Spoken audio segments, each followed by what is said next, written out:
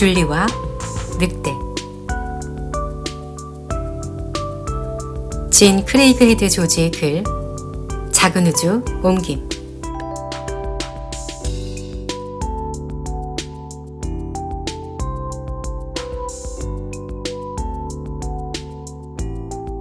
미약스는 바다 표범 가죽 파카에 모자를 뒤로 젖히고 북극의 태양을 바라보았다. 노란 태양이 에메랄드빛 하늘에 동그랗게 걸려 있었는데 빛깔로 보아 늑대들이 깨어날 시간인 오후 6시였다. 미약스는 가만히 냄비를 내려놓고 얼어서 부풀어 오른 둥그런 언덕 꼭대기로 기어 올라갔다. 살을 애는 듯한 북극의 겨울 추위에 땅이 솟기도 하고 꺼지기도 해서 생긴 많은 언덕들 중 하나였다. 미약스는 엎드린 채 풀과 이끼가 뒤덮인 드넓은 들판 너머에 늑대들을 유심히 살펴보았다. 미약스가 이틀 전에 발견한 늑대들이었다. 늑대들은 잠에서 깨어 서로 바라보며 꼬리를 흔들고 있었다. 미약스는 두려워서 손이 덜덜 떨리고 심장이 요동쳤다. 얌전한 데다 꽤 멀리 떨어져 있는 늑대 때문이 아니라 자신의 절망적인 처지 때문이었다. 미약스는 길을 잃었다.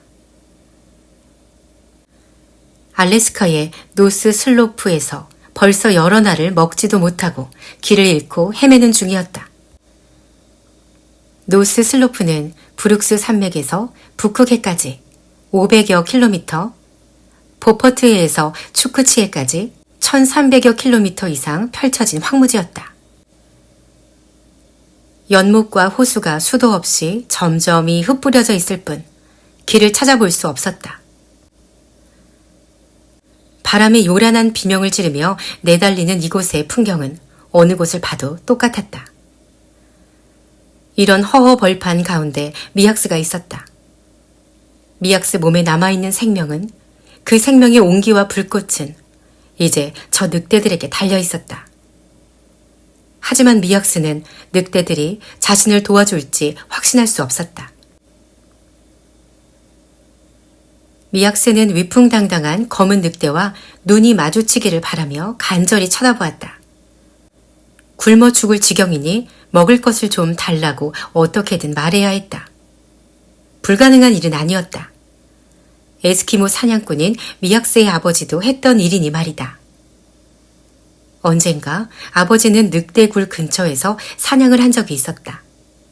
한 달이 지나도록 사냥감을 발견하지 못하자 아버지는 늑대 우두머리에게 배가 고프니 먹을 것을 달라고 말했다.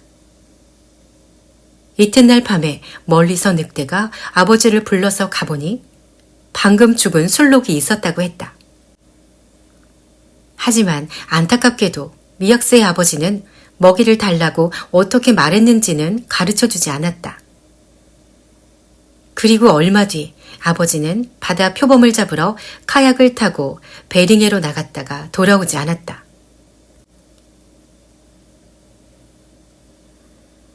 미약스는 이틀 동안 늑대들을 계속 지켜보며 친근함을 나타내는 소리와 동작을 알아내려고 애썼다. 동물들은 대부분 그런 신호를 가지고 있었다. 조그만 북극 땅 다람쥐들은 꼬리를 옆으로 휙휙 흔들어 서로 친근함을 나타냈다. 미약스는 집게 손가락으로 이 신호를 흉내내서 땅 다람쥐를 잡은 적이 꽤 있었다. 늑대들의 신호도 알아낼 수 있다면 늑대와 친구가 되어 새나 여우 같은 먹이를 나눠 먹을 수 있을 텐데.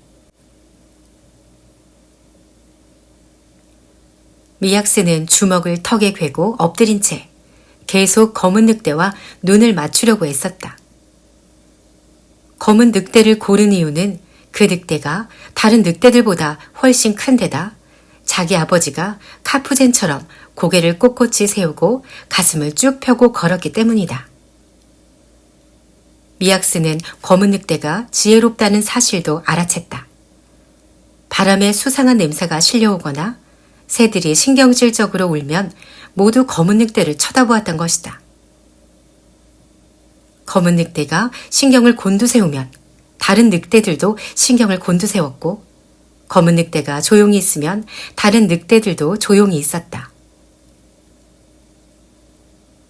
한참이 지났지만 검은 늑대는 미약스를 쳐다보지 않았다. 검은 늑대는 이틀 전 미약스와 처음 만났을 때부터 미약스를 못 본 채 했다.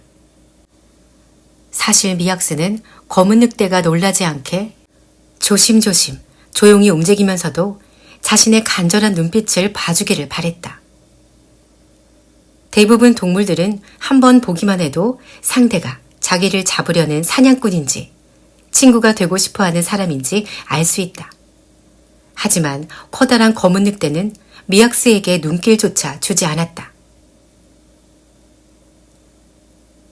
풀밭에서 새 한 마리가 날개를 펼쳤다. 검은 늑대가 새를 쳐다보았다. 꽃 한 송이가 바람에 흔들렸다. 검은 늑대가 꽃을 바라보았다. 이윽고 가벼운 바람이 불자 미약스 파카 깃에 달린 울버린 털이 물결치듯 흔들리며 햇빛에 반짝거렸다. 하지만 검은 늑대는 그쪽으론 눈길을 주지 않았다. 미약스는 기다렸다. 아버지 덕분에 미약스는 자연의 순리대로 참고 기다리는 것이 몸에 배어 있었다. 그래서 미약스는 움직이거나 소리치지 않았다. 하지만 음식을 얻지 못하면 굶어 죽을 수밖에 없는 처지였다. 미약스는 손이 살짝 떨렸지만 침착해지려고 침을 꿀꺽 삼켰다. 미약스는 전형적인 에스키모 미인으로 작은 체구에 우아한 몸매는 강인한 근육으로 다져져 있었다. 얼굴은 진주처럼 동그랗고 코는 납작했다. 부드럽게 치켜 올라간 검은 눈은 촉촉하고 반짝였다. 아름답게 빚어진 북극곰이나 북극여우처럼 미약스도 팔다리가 짤막했다. 매서운 추위는 북극의 생물들을 모두 조그맣고 단단하게 빚어놓았다. 남쪽의 동물들이 열을 내보내 몸을 식히려고 팔다리와 몸통이 길어진 것과 달리 북극의 동물들은 체온을 뺏기지 않으려고 몸집이 작아진 것이다. 하지만 황량한 툰드라 평원 한복판, 이끼가 드문드문 나 있는 차가운 언덕에 엎드려 있는 미약스에겐 짤막한 팔다리나 아름다운 얼굴 따위는 아무짝에도 쓸모가 없었다. 미약스는 배가 고픈 나머지 속이 쓰릴 지경이었지만 위풍당당한 검은 늑대는 미약스를 짐짓 모른 채 하고 있었다. 끝내 미약스가 자기가 이름 붙인 늑대들을 불렀다. 아마록, 일라야, 늑대여, 나의 친구여, 나 좀 봐줘, 나를 좀 봐줘. 미약스는 반은 에스키모 말로, 반은 영어로 말했다. 그러면 에스키모의 본능과 백인인 구사크의 과학이 마법을 일으켜 늑대에게 자신의 말을 전해줄 것 같았다.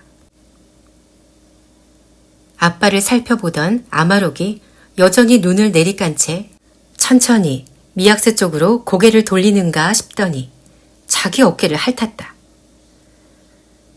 침에 엉겨붙은 털이 빳빳이 일어서면서 올놀이 반짝거렸다. 이윽고 아마록의 눈길이 무리를 이루고 있는 3마리 어른 늑대들을 재빨리 훑더니 마지막으로 굴 입구에서 자고 있는 손뭉치 같은 5마리 새끼들로 향했다. 새끼 늑대들의 모습에 위대한 늑대의 눈빛이 잠깐 부드러워졌다가 단조로운 툰드라 평원을 살펴보는 눈길은 이내 차가운 노란 보석처럼 굳어졌다. 단조로운 누런 평원엔 나무 한 그루 자라지 않았다. 툰드라 평원의 땅은 1년 내내 꽁꽁 얼어붙어 있기 때문이다. 이끼와 풀과 지으류 그리고 몇몇 억센 꽃들만이 여름 동안 잠깐 녹는 지표면에 뿌리를 내린다. 이 척박한 땅에 사는 동물 역시 몇 종류 되지 않지만 일단 이곳에 정착해서 사는 동물이면 마리수는 풍부하다. 아마록은 구름대 같은 긴 발톱 메새들이 빙글빙글 돌면서 하늘로 날아올랐다 다시 풀밭으로 내려앉는 모습을 지켜봤다. 각덕이 때도 이끼 위에 까맣게 내려앉아 있었다. 추위에도 살아남을 수 있는 몇 안 되는 곤충이었다. 새들은 하늘을 빙글빙글 돌기도 하고 공중제비를 넘기도 하며 울어댔다. 그리고 바람에 낙엽이 흩날리듯 한꺼번에 수천 마리가 땅에서 날아오르기도 했다. 아마록이 귀를 쫑긋 세우고 멀리 툰드라 평원에서 들려오는 소리에 귀 기울였다. 미약스도 신경을 곤두세우고 귀를 기울여 보았다. 폭풍이 몰려오는 소리를 들은 것일까? 아니면 적이 다가오는 소리를 들은 것일까? 아무래도 둘 다 아닌 것 같았다. 아마록은 세웠던 귀를 내리더니 옆구리를 땅에 대고 누웠다. 미약스는 한숨을 쉬며 텅 빈 하늘을 바라보았다. 자신의 불쌍한 처지가 뼈저리게 느껴졌다. 지금 늑대들을 지켜보고 있는 미약스는 카푸젠의 딸이자 마사 할머니의 양딸이었으며 미국 시민으로 베루에 있는 원주민 사무국 소속 학교 학생이며 소년 데니얼의 13살 난 아내이기도 했다. 데니얼 생각에 미약스는 몸서리를 쳤다. 바로 데니얼 때문에 이 지경으로 내몰렸기 때문이다. 미약스는 꼭 일주일 전에 데니얼을 피해 도망 나왔다. 덕분에 구사크 입장에서 미약스를 부를 말이 한 가지 더 생겼다. 바로 어린 이혼녀였다. 아마록이 몸을 돌려 배를 깔고 누웠다. 그러자 미약스가 속삭였다. 아마록, 나는 길을 잃었어. 앞으로 한 달은 해가 지지 않을 텐데 길을 안내해줄 북극성도 없단다. 아마록은 꿈쩍도 하지 않았다. 게다가 북풍에 휘어 남쪽을 가리켜줄 나무 딸기 하나 없구나. 방향을 알려주는 새도 없어. 미약스는 하늘을 보며 말을 이었다. 여긴 온통 메새랑 긴 발톱 메새뿐이야. 이 새들은 우리 아버지가 따라갔던 바다오리나 도요새처럼 하루에 2번씩 바다로 날아가지 않는단다. 아마록은 혀로 가슴털만 매만지고 있었다.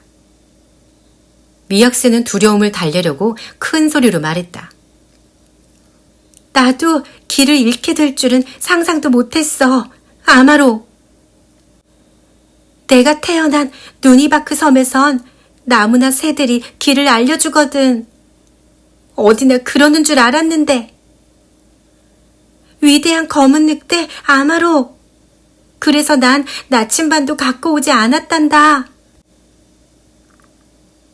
이틀 전 미약스는 망망대해 같은 툰드라 평원에서 끝없이 맴돌고 있음을 깨닫곤 끔찍한 두려움에 사로잡혔다. 다시 그때의 두려움이 몰려오자 미약스는 눈을 질끈 감았다. 다시 눈을 뜬 미약스는 가슴이 방망이질 쳤다. 아마록이 보고 있었다. 212! 미약스가 소리치며 허둥지둥 일어났다. 그러자 아마록이 목을 활처럼 구부리고 눈을 가늘게 떴다.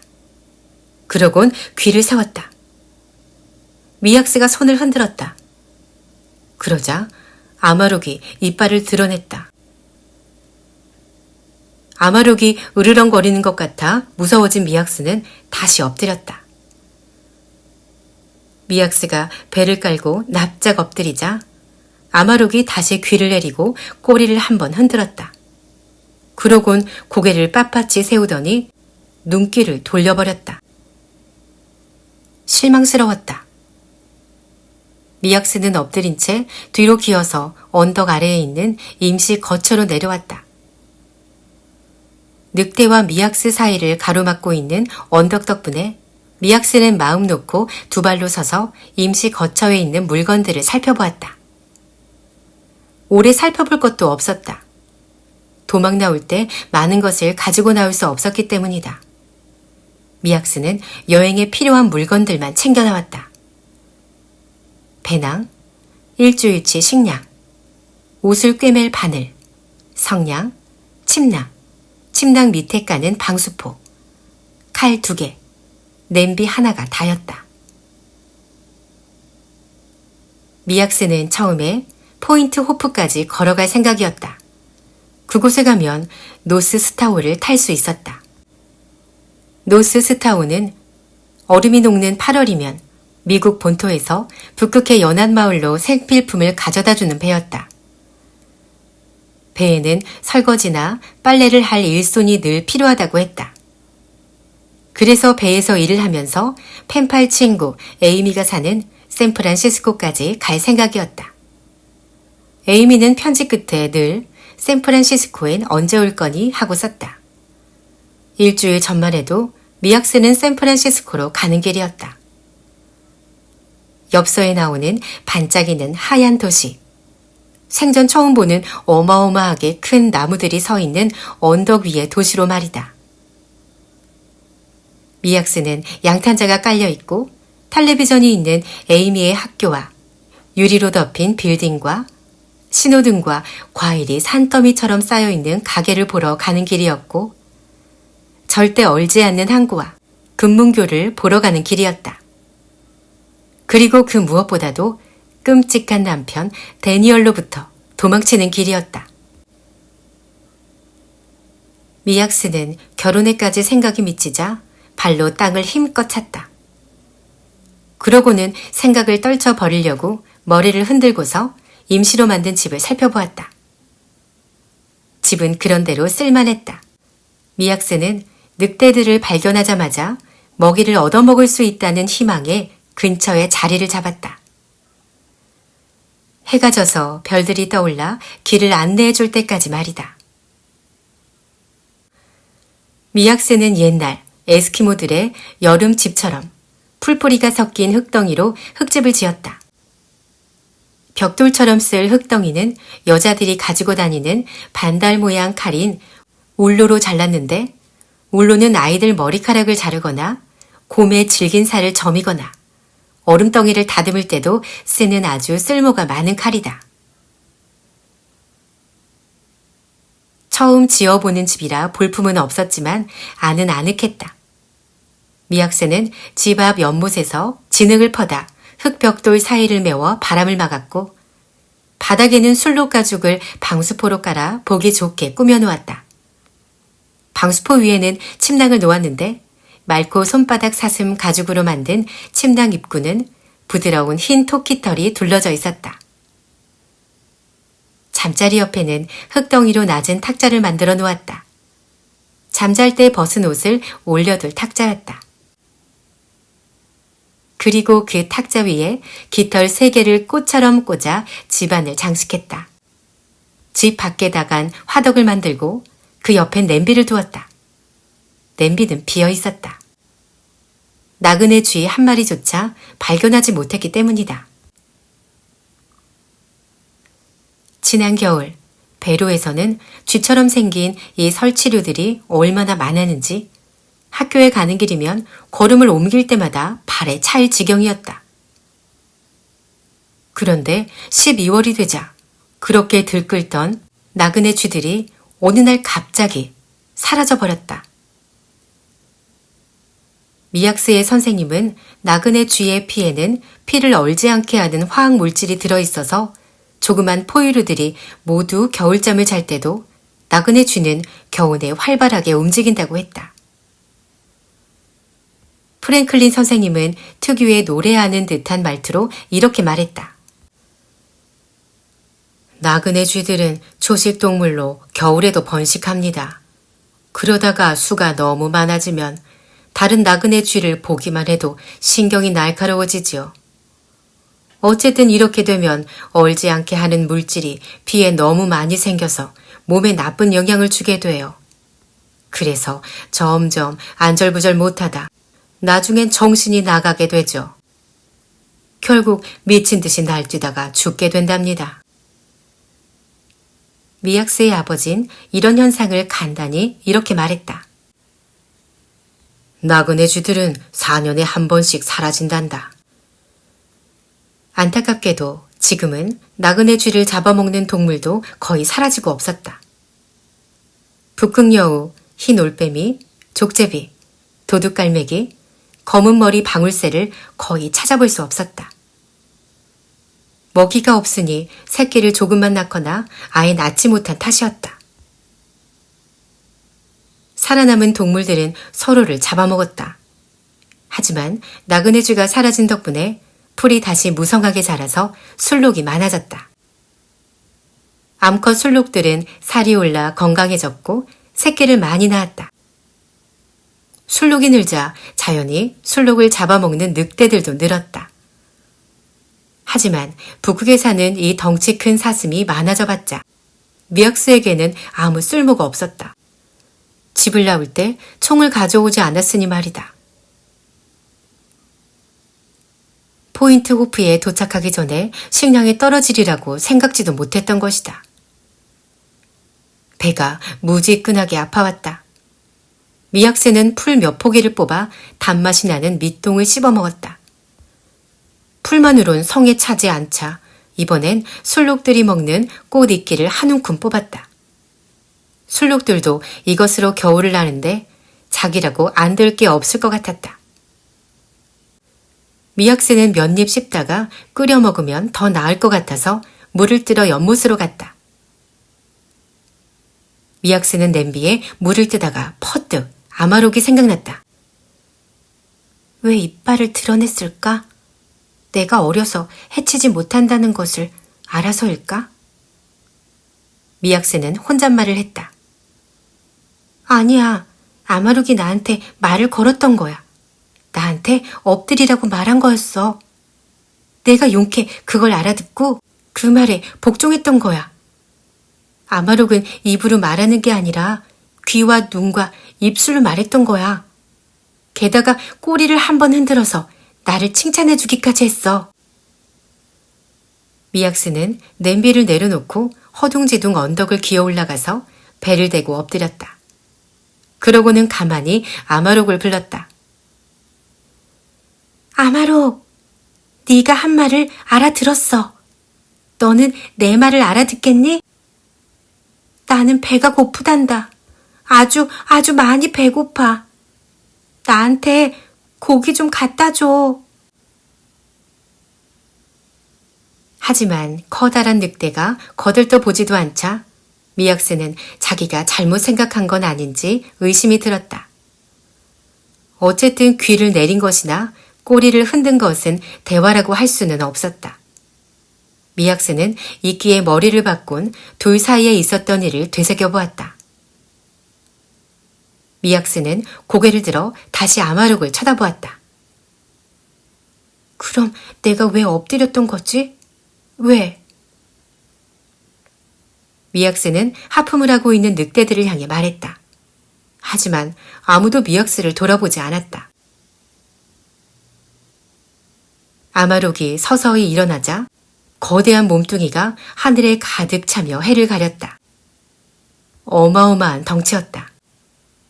미약스 정도는 씹지도 않고 삼킬 수 있을 것 같았다. 미약스는 스스로에게 되뇌었다.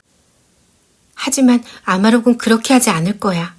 늑대들은 사람들을 먹지 않아. 구사크들이 그랬어. 아버지도 늑대들은 점잖은 형제들이라고 했어. 검은 새끼가 미약스를 보더니 꼬리를 흔들었다.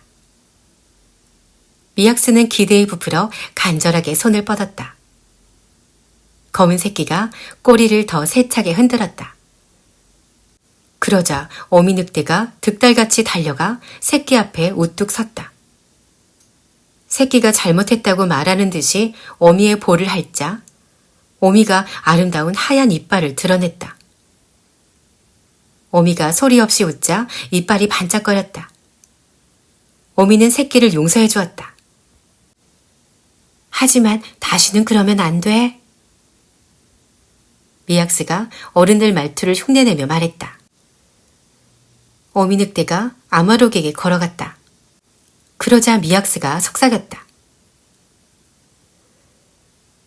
마사 할머니 이름을 따서 마사라고 부르려고 했는데 그러기엔 넌 너무 아름답구나. 그보단 실버라고 불러야겠어. 실버가 햇빛 한가운데로 움직이자 빽빽한 속털 밖으로 삐져나온 거친 털이 햇빛에 반짝거려 마치 온몸에서 빛이 나는 것 같았다. 혼이 났던 새끼가 각닭이 하나를 덥석 물더니 온몸을 흔들었다. 그러자 이끼와 풀이 우수수 떨어져 나왔다. 새끼는 잠깐 비틀거리다가 앞발을 넓게 벌려 중심을 잡고 서더니 자고 있는 여동생에게 눈길을 주었다. 그리고는 컹 짖으며 달려들어 동생을 일으켜 세웠다. 동생이 칭얼거렸다. 오빠는 다시 컹컹 짖으며 뼈를 물었다. 그러고 나서 날 보라는 듯이 뼈를 물고 비탈을 달려 내려갔다. 동생도 오빠를 뒤따라갔다. 오빠가 멈춰서자 동생도 뼈를 물었다. 동생이 잡아당기자 오빠도 잡아당겼다. 이번엔 오빠가 먼저 잡아당기자 동생이 획 잡아당겼다. 미약스는 저절로 웃음이 나왔다. 새끼 늑대들은 에스키모 꼬마들이 가죽끈 당기기 놀이를 하는 것처럼 뼈를 갖고 놀고 있었다. 미약스가 새끼들에게 말했다. 나도 그거 알아. 줄다리기잖아. 그럼 배고파는 어떻게 말하니? 아마록이 마치 무슨 일이 곧 일어날 것처럼 조바심을 내며 언덕 꼭대기에서 서성거렸다. 그러다 아마록이 매서운 눈길로 실버를 보더니 다음으로 미약스가 네일스라고 이름 붙인 잿빛 늑대를 보았다. 이 눈길이 가까이 오라는 신호였는지 실버와 네일스가 곧바로 아마록에게 다가가더니 앞발로 땅을 한번 치곤 아마록의 턱 밑을 살며시 깨물었다. 그러자 아마록도 꼬리를 세차게 흔들며 실버의 날씬한 코를 물었다. 실버가 앉더니 아마록의 뺨을 핥고 아래턱을 부드럽게 깨물었다. 그러자 마치 실버가 활기를 불어넣었다는 듯이 아마록이 꼬리를 높이 쳐들곤 실버의 코를 다정하게 비볐다. 짝짓기 초래만 암컷과 지내는 여우와 달리 아마록은 1년 내내 자기 짝과 살았다. 다음으로 네일스가 아마록의 턱을 물자 아마록이 네일스의 코끝을 물었다. 세 번째로 몸집이 좀 작은 수컷 늑대가 아마록에게 슬금슬금 다가갔다. 녀석은 아마록 앞에서 넙죽 엎드렸다가 출렁이는 배를 보이며 벌러덩 눕더니 다리를 버둥거렸다. 미약스는 마사 할머니가 해주었던 말랑말랑한 구사크 간식이 생각나서 이렇게 속삭였다. 안녕, 젤로.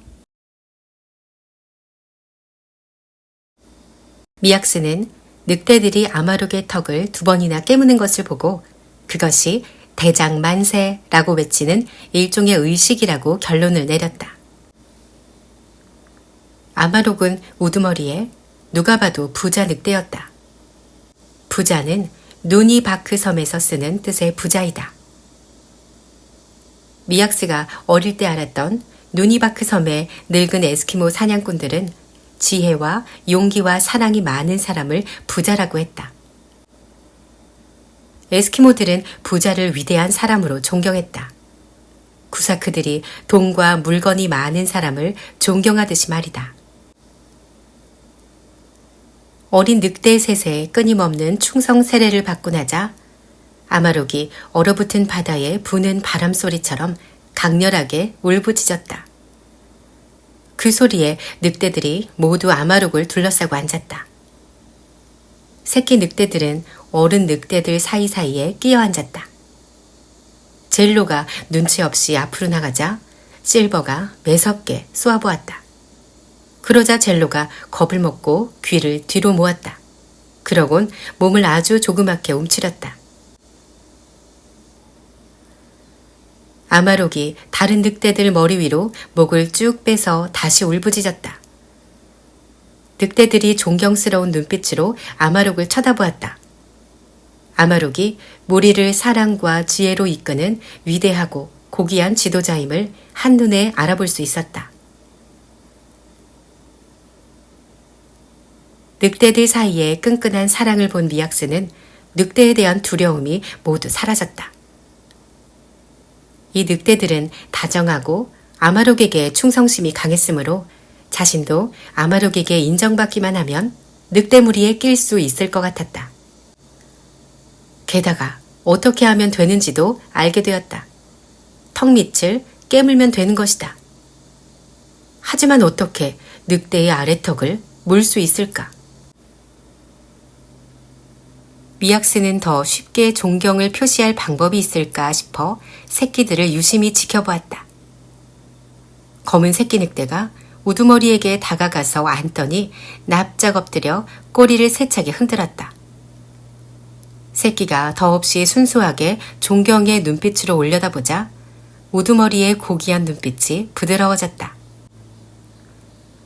나도 엎드려서 너를 바라보고 있는데 나한테는 그런 눈빛을 주지 않는구나. 새끼들이 모두 꼬리를 흔들어 존경을 표시하고 나자 아마록은 높은 소리로 깽깽 짖다가 나지막하게 노래하듯 중얼거렸다. 아마록이 높은 소리와 낮은 소리를 오가며 노래를 부르자 다른 어른 늑대들도 따라서 노래를 불렀고 새끼들도 깡충깡충 뛰며 낑낑 짖었다. 그러다 갑자기 노래가 그쳤다. 아마록이 일어나더니 총총거리며 재빨리 비탈을 내려갔다. 네일스가 따라 내려가고 그 뒤로 실버가, 그 다음에 젤로가 따라갔다. 하지만 젤로는 멀리 가지 못했다. 실버가 뒤로 돌더니 젤로를 쏘아보았기 때문이다. 실버는 공격할 듯이 귀를 앞으로 내밀며 꼬리를 치켜들었다. 그러자 젤로는 새끼들한테로 돌아갔고 새 늑대는 마치 검은 새가 날듯이 바람처럼 달려갔다. 미약스는 더 잘 보고 배우려고 팔꿈치로 기어서 조금 앞으로 나아갔다. 이제 미약스는 착한 새끼 늑대처럼 구는 방법과 우두머리에게 존경을 표시하는 방법도 알게 되었고 다른 늑대들의 콧등을 깨물어서 서열이 높음을 알리는 방법까지도 배웠다. 게다가 남아서 새끼들을 돌보라는 표현도 배웠다. 큰 귀와 꼬리만 있다면 늑대들하고 말을 할 수 있을 것 같았다. 미약스는 손을 귀처럼 머리 위에 대곤 친구하자는 뜻으로 손가락을 내려보기도 하고 두려움을 나타내는 뜻으로 뒤로 모아보기도 하고 화가 났으니 복종하라는 뜻으로 앞으로 쫑긋 내밀어 보기도 했다. 미약스는 팔짱을 끼고서 다시 새끼들을 관찰했다. 검은 새끼 늑대가 젤로의 다리를 붙잡고 늘어졌다. 다른 새끼 한 마리도 젤로의 꼬리로 덤벼들자 젤로가 야단칠 사이도 없이 새끼 5이 모두 덤벼들었다. 젤로는 거의 1시간을 새끼들과 이리 구르고 저리 굴렀다. 그러다 젤로가 비탈을 달려 내려가자 갑자기 돌며 멈추었다. 그러자 뒤를 쫓던 새끼들이 젤로를 들이받고 나뒹굴더니 누워서 꼼짝하지 않았다. 놀란 마음이 가라앉는 동안 모두 움직이지 못했던 것이다. 그러다 검은 새끼가 꼬리를 재빨리 흔들어 신호를 보내자 새끼들이 다시 한꺼번에 젤로에게 달려들었다. 미약스가 배를 잡고 깔깔거렸다. 정말 웃긴다. 꼭 아이들처럼 노네.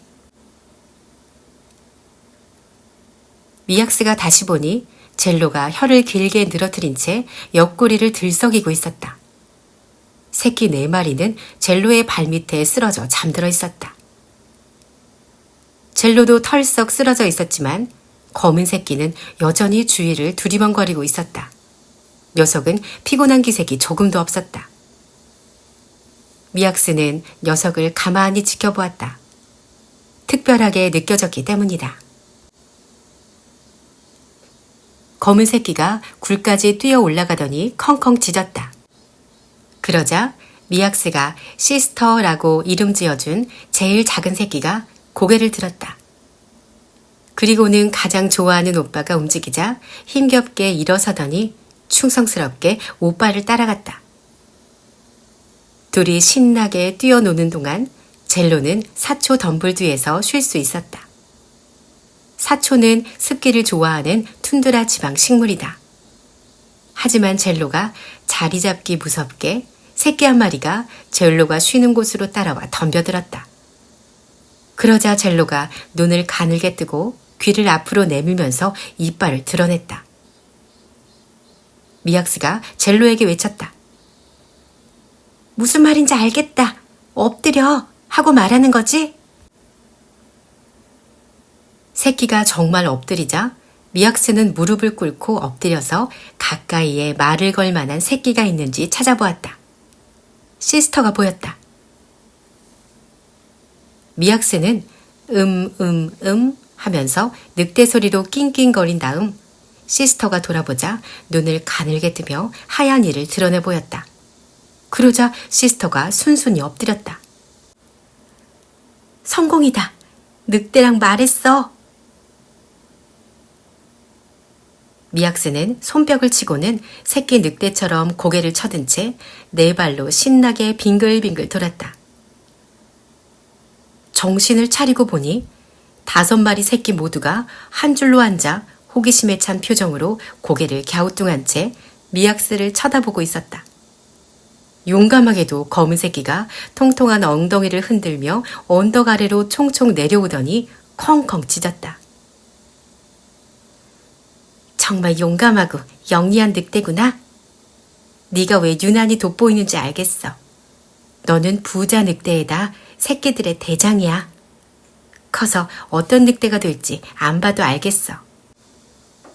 그래서 네 이름을 우리 아버지 이름을 따서 카푸젠이라고 지을 거야. 줄여서 카푸라고 부를게.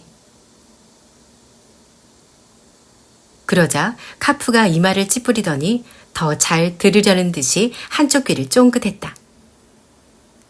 내 말을 못 알아듣는구나. 그렇지?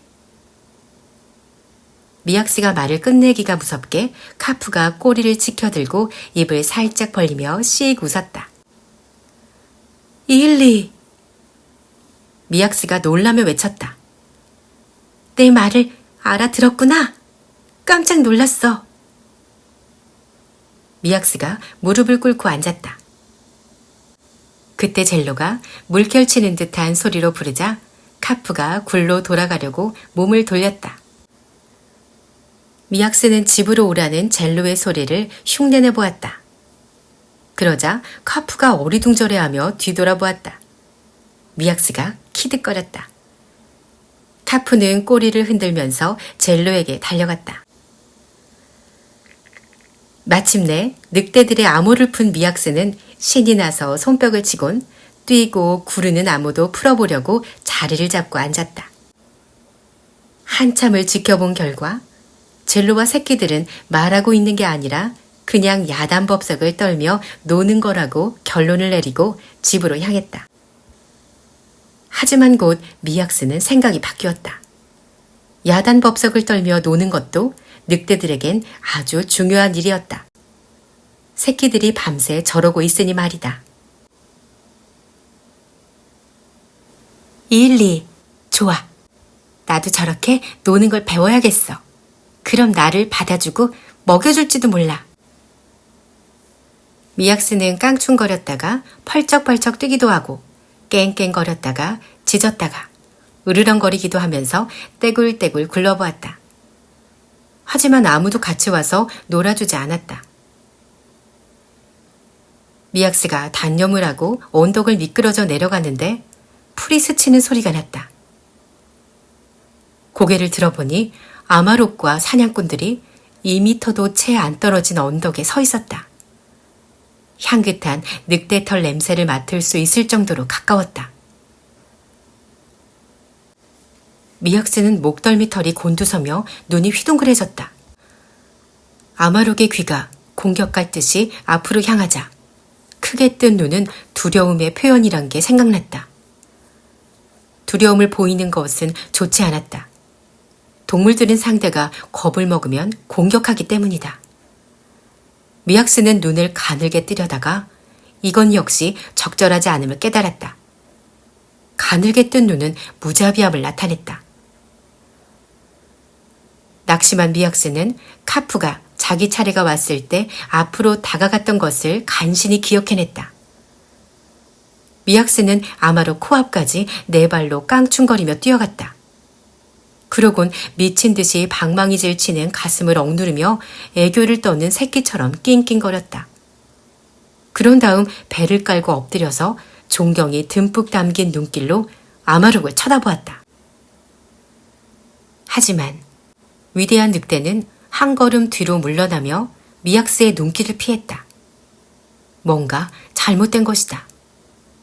어쩌면 아마록을 화나게 한 것인지도 몰랐다. 미약스에겐 사소한 작은 몸짓 하나가 늑대에게는 대단한 의미를 지녔을지도 몰랐다. 아마록이 화가 난 듯이 귀를 앞으로 내밀자 미약스는 모든 게 물거품이 된 것 같았다. 벌떡 일어나서 도망치고 싶은 생각이 굴뚝 같았지만 마지막 용기를 쥐어짜서 아마록에게 더 다가갔다. 그러곤 재빨리 아마록의 턱 밑을 가볍게 건드렸다. 드디어 신호가 통했다. 그 신호가 아마록의 몸에 빠르게 퍼져 따뜻한 마음을 불러일으켰다. 아마록이 귀를 내리면서 꼬리를 다정하게 흔들었다. 턱 밑을 건드리면 아마록은 다른 반응을 할 수가 없었다. 늑대들에게 깊이 뿌리 박힌 신호였기 때문이다. 대대로 전해 내려온 우두머리들의 신호였다. 아마록의 눈길이 부드러워지며 꼬리 끝 분비샘에서 향긋한 냄새가 퍼져나오자 미약스는 늑대 향기에 흠뻑 취했다. 이제 미약스는 늑대와 한 가족이었다.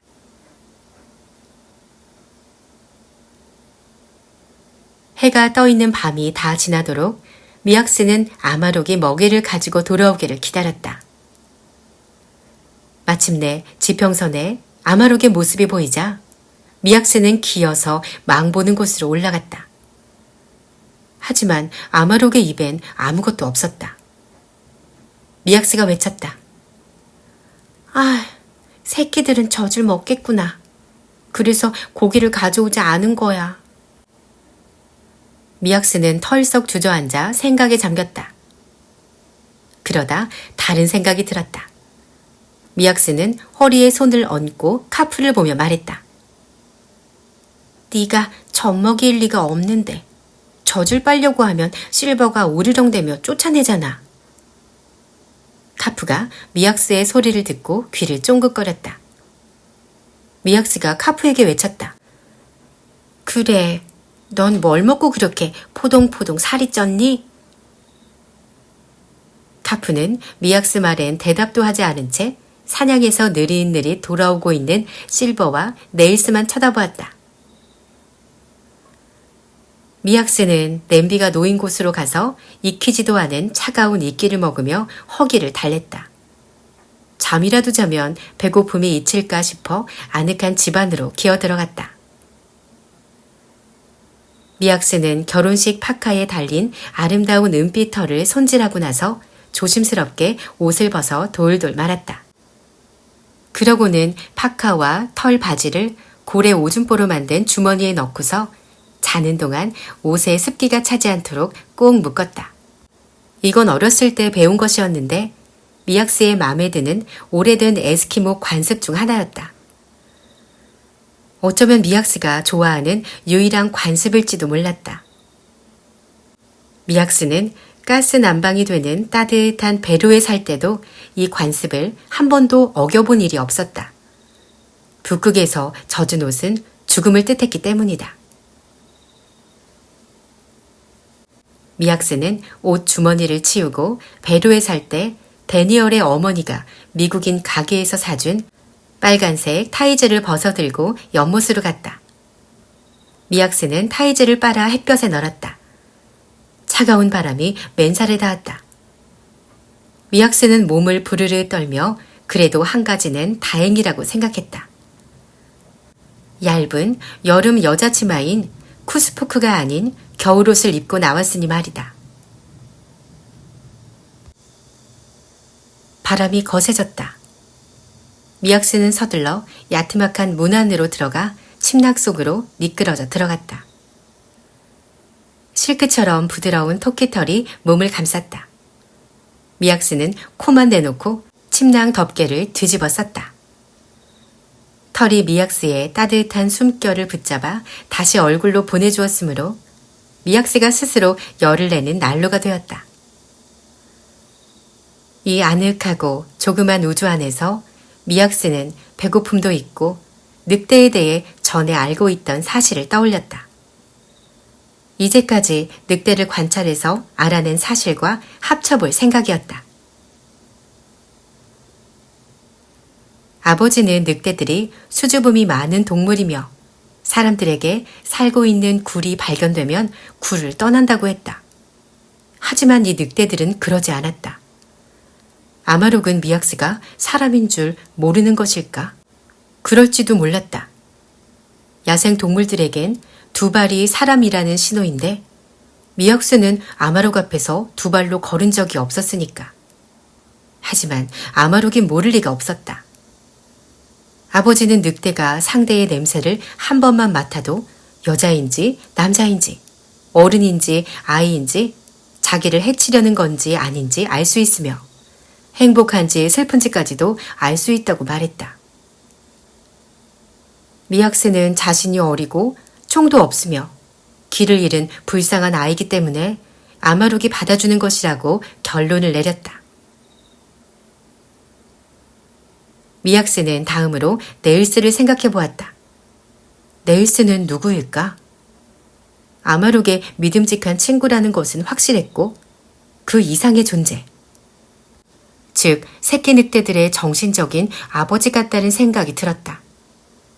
네일스는 아마록의 명령을 받는 부하이지만 늘 실버와 새끼들 곁에 있었다.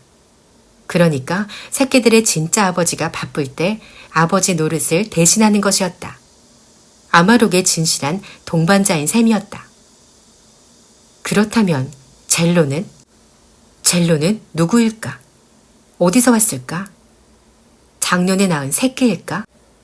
아니면 미학스처럼 아마록에게 간청해서 무리에 들어온 늑대일까? 미학스는 아직 늑대 식구들에 대해 모르는 게 너무 많았다.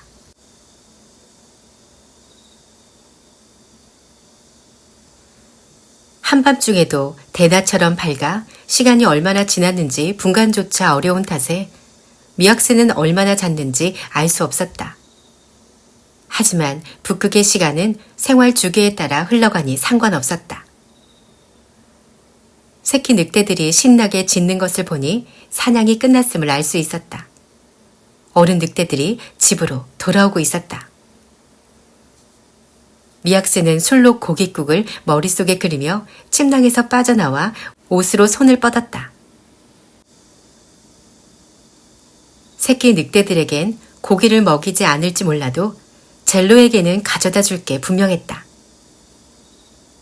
젤로는 밤새 집에 있었으니 말이다. 미학스는 햇빛으로 나가 타이즈를 입고 잠시 춤을 춘 다음 털 바지를 껴입었다. 연못을 들여다보니 홀쭉해진 볼이 거울 같은 물에 비쳤다. 미학스는 꼭 잡지나 영화에 나오는 구사크 여자들 같아 기분이 좋았다. 달덩이 같은 에스키모 얼굴이 아니라 마르고 헬쓱했다. 하지만 이런 머리꼴이라니. 미학스는 툰드라의 겨울을 더 가까이 들여다보았다. 머리가 엉망이었다. 미학스는 손으로 머리카락을 꾹꾹 누르면서 결혼할 때 받은 브러쉬와 빗을 갖고 오지 않은 것을 후회했다. 빗은 한 번도 쓰지 않은 채 베로의 집 서랍 안에 들어있었다. 미학스는 얼른 언덕으로 올라가서 납작 엎드린 채 늑대들을 지켜보았다. 하지만 고기는 어디에도 보이지 않았다. 사냥을 다녀온 늑대 3마리가 옆으로 누워 있었다. 먹이를 먹어 배가 불룩했다. 젤로가 보이지 않았다. 미약스가 혼잣말을 했다. 당연하지. 맡은 일은 다 했으니 사냥꾼들의 발자국을 따라 사냥터로 갔을 거야. 미약스는 얼굴을 찌푸렸다. 오늘은 꼭 먹을 수 있을 거라고 생각했기 때문이다. 그러곤 혼자 중얼거렸다. 못 먹겠구나. 할 수 없지. 미약스는 꿈과 현실을 구분할 줄 알았다. 미약스는 언덕을 미끄러져 내려와 파카를 턴 다음 툰드라 벌판을 둘러보았다. 연못 주위 풀에는 을에 그렇듯이 먹을 수 있는 씨가 달려 있었다. 연못에는 각따귀들과 애벌레들이 수도 없이 많았고 양분이 썩 많진 않지만 들꽃도 지천이었다. 하지만 다들 너무 작아서 모으려면 시간이 한참 걸릴 터였다. 미약스는 좀 더 큰 음식을 찾아보려고 주위를 둘러보았다.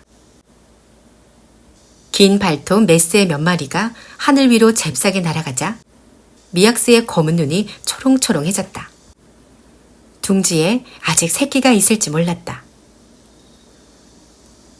언덕이 가로막고 있어 2발로 걸어도 늑대들이 모를 것이므로 미약스는 팔짝팔짝 뛰면서 풀밭으로 갔다. 하지만 새들은 보이지 않았다. 미약스의 엉큼한 마음을 눈치챘는지 하늘의 긴 발톱 메스의 뾰족한 검은 날개는 사라지고 없었다. 미약스는 그 자리에 쪼그리고 앉았다. 예전에 아버진 가만히 앉아서 인내심을 갖고 기다려야 새들을 잡을 수 있다고 알려주었다. 미약스는 책상 다리를 하고서 풀숲에 숨어 바위처럼 꼼짝하지 않았다. 곧 풀숲 하나가 흔들리더니 먹이를 달라는 듯이 날개를 파닥이는 어린 새가 보였다. 그러자 종다리 비슷하게 생긴 갈색 어미새가 날아와서 새끼 부리에 먹이를 넣어주었다. 저쪽에서 다른 새끼가 먹이를 달라고 하자 어미새가 그쪽으로 날아갔다. 안타깝지만 새끼 새들이 서로 멀리 떨어져 있는 것을 보니 이미 둥지 밖으로 나온 새끼들이라서 잡기는 어려울 것 같았다. 미약스는 흰 메새로 관심을 돌렸다. 그때 지평선 위로 시선을 사로잡는 것이 있었다. 꼬리가 뾰족하고 머리가 검은 것을 보니 도둑갈매기였다. 도둑갈매기는 누니바크 섬의 벌판이나 바닷가에서 흔한 새라서 미약스는 이 새들의 습성을 잘 알고 있었다. 이 대담한 새들은 가까운 친척인 갈매기와 닮았지만 물고기를 잡아먹진 않았다. 대신 나그네 쥐나 작은 새, 때로는 죽은 짐승을 먹었다. 미약스는 이 도둑갈매기가 지금 노리는 게 무엇인지 궁금했다. 그때 3마리가 더 나타나 목표물 주위를 도는 것처럼 빙글빙글 돌더니 갑자기 지평선 밑으로 내려갔다. 미약스가 소리를 지르다시피 말했다. 늑대가 잡은 먹이야. 늑대가 사냥한 먹이를 먹고 있는 거야. 미약스는 벌떡 일어나서 멀리 도둑갈매기들이 사라진 곳에 있는 갈색 이끼 무더기까지 머릿속으로 선을 그어보곤 보이지 않는 선을 따라 신나게 뛰어갔다. 미약스는 400m쯤 뛰어가다가 갑자기 서서 뒤를 돌아보았다. 툰드라 벌판이 사방으로 끝없이 펼쳐져 있어서 어디가 어딘지 구분할 수가 없었다. 미약스가 소리쳤다. 어떡해. 미약스는 돌아서서 자기 발에 밟혀 꺾인 풀들을 간신히 따라갔다. 웅덩이 가까이 왔을 땐 발자국마저 찾을 수 없었지만 다행히도 빈 나그네쥐의 둥지가 보였다. 미약스가 발로 차서 열어놓은 풀 뭉치였다. 미약스는 풀 뭉치 쪽으로 달려갔다가 언덕 위로 자기 발에 밟힌 꽃을 발견하고는 그리로 뛰어 올라갔다. 언덕 위에서 보니 저 멀리 자신의 소중한 집이 보였다. 미약스는 다시는 경솔하게 굴지 말자고 다짐하며 큰 소리로 말했다. 여기서는 길을 잃어버리기 십상이야. 미약스는 풀 위에 털썩 주저앉아 숨을 골랐다. 손끝에 북극 완두콩 무더기가 만져졌다. 작지만 수도 없이 많았다. 미약스는 부츠를 벗고 양말을 벗어 양말에 콩을 담아 어깨에 둘러매곤 신나는 발걸음으로 연못을 빙 돌아와 완두콩을 냄비 안에 쏟았다. 미약스가 손가락으로 완두콩을 휘젓자 콩이 듣기 좋게 달그락거렸다. 미약스는 다시 콩을 휘저으며 달그락 소리에 박자를 맞춰 노랫말을 만들었다. 콩이 이리 틱, 콩이 저리 탁. 콩이 이리 틱, 콩이 저리 탁. 이제 다시는 자라지 못하리. 냄비 속에 갇혔으니. 그때 새끼 늑대들이 짖는 소리가 들렸고 실버가 툰드라를 가로질러 달려가는 모습이 눈에 들어왔다. 실버는 털을 반짝거리며 우아하게 뛰어가더니 땅이 움푹 꺼진 곳으로 미끄러지듯 사라졌다. 지평선 위로 도둑 갈매기들이 날아오르는 것을 보니 실버가 사냥한 짐승을 먹으러 간 모양이었다. 미약스는 냄비를 가슴에 꼭 안고 실버가 새끼들에게 고기를 가져다 주기를 마음 졸이며 기다렸다. 도둑 갈매기들이 하늘을 빙빙 돌고 긴 발톱 맷새들이 고개 비행을 하는 가운데 마침내 실버가 집으로 돌아왔다. 하지만 입엔 아무것도 없었다. 미약스가 새끼들 들으라는 듯이 말했다. 정말 이해가 안 돼. 너희들은 대체 뭘 먹고 사니? 미약스는 수수께끼를 풀려는 생각에 냄비를 내려놓고 망보는 곳으로 올라갔다. 실버가 기다란 비탈을 내려오면서 새끼들을 부르자 카프가 실버를 만나러 달려갔다. 실버가 웃는 것처럼 입술을 옆으로 벌리며 카프에게 다정하게 코를 비벼댔다. 카프가 코로 실버의 입 언저리를 쿡 찔렀다. 그러자 실버가 목에 주름을 잡으며 등을 구부리더니 커다란 고깃덩이를 개원했다. 카프가 그르렁거리며 고기에 달려들었다. 바로 그거였구나. 고기가 뱃속에 들어있었어. 그럼 이제 나는 어쩌지? 카프는 시스터와는 고기를 나눠 먹었지만 징과 제트와 지트와는 나눠 먹지 않았다. 징, 제트, 지트는 미약스가 아직 특별한 개성이 없는 황갈색 새끼 3마리에게 지어준 이름이었다. 징이 쉬고 있는 실버에게 달려가더니 바싹 달라붙었다. 그러곤 실버 품에 코를 박더니 젖꼭지 하나를 물고서 개걸스럽게 젖을 빨았다. 실버는 잠깐 동안 젖을 빨게 놔두었다가 이내 으르렁거렸다. 그래도 징이 젖꼭지를 놓지 않자 실버는 징을 확 물었다. 징은 물러났다가 실버가 드러눕자 다시 실버의 품으로 달려들었다. 그러자 실버가 사납게 짖고는 징이 젖을 빨지 못하게 배를 깔고 누워버렸다. 징이 일어나서 아마록에게 걸어가더니 코로 아마록의 입 언저리를 찔렀다. 그러자 아마록이 먹이를 개원했다. 이제야 통통한 새끼들의 비밀이 밝혀졌다. 부모가 잘 씹어 어느 정도 소화를 시켜주는 먹이를 이유식으로 먹고 있었던 것이다. 새끼들은 앞으로 몇 주 동안 뱃속에서 나온 음식을 먹고 나야 미약스가 나눠 먹을 수 있는 덩어리 고기를 먹을 터였다. 미약스는 맷새를 찾아보려고 풀밭으로 다시 나갔다. 곧 실버와 네일스가 사냥터 방향으로 총총 걸어가는 게 보였다. 새끼들을 먹였으니 이제 자신들의 배를 채울 차례인 것이다. 미약스는 조심스럽게 늑대들이 있는 언덕을 살펴보았다. 젤로는 같이 가지 않았다. 하지만 젤로도 사냥터에 다녀왔으니 뱃속에 음식이 있을 터였다.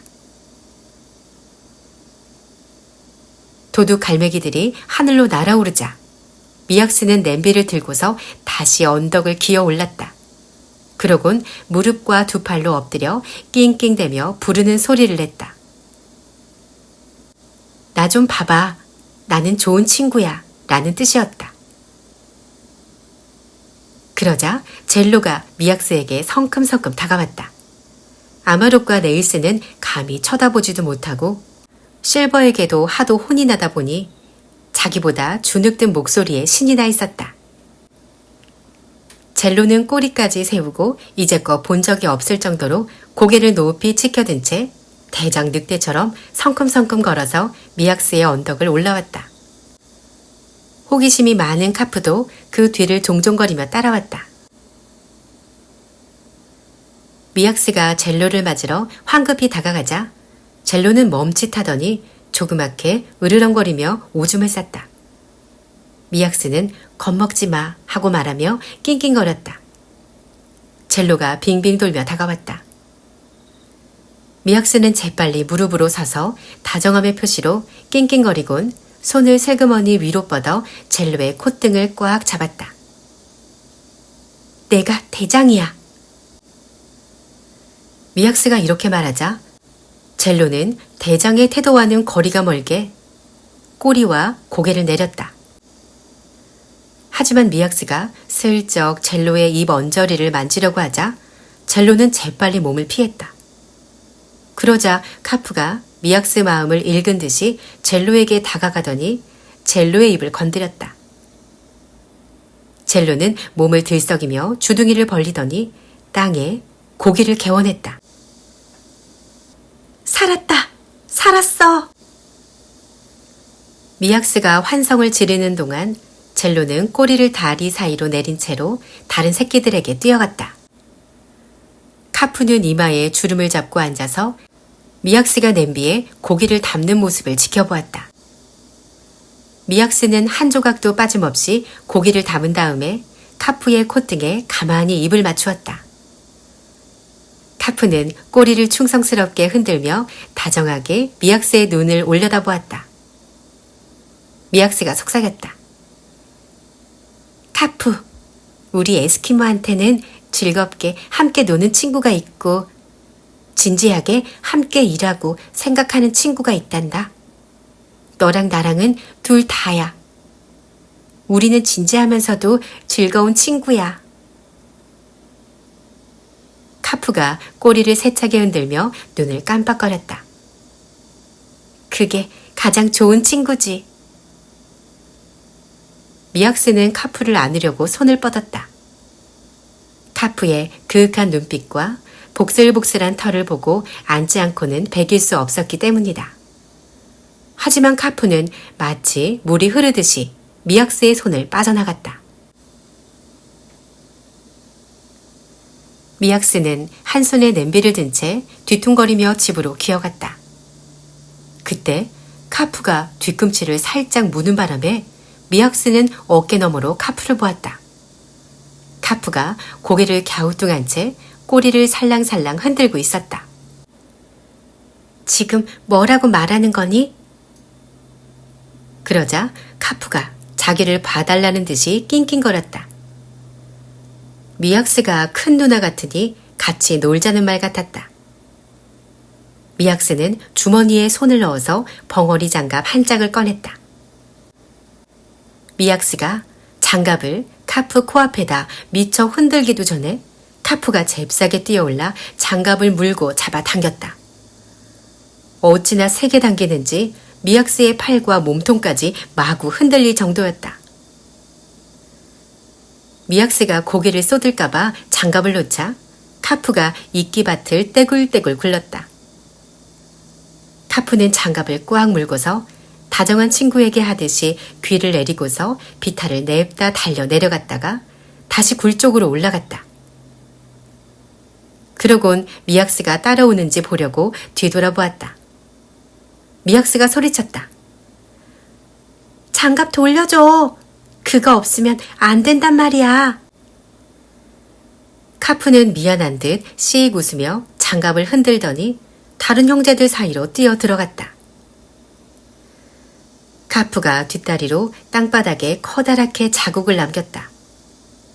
그러자 3마리 황갈색 새끼들이 그 자국의 냄새를 맡았고 지트는 그 앞에 앉아 떠나지 않았다. 용감한 카프가 새겨놓은 흔적이 깊고 인상적이었던 것이다.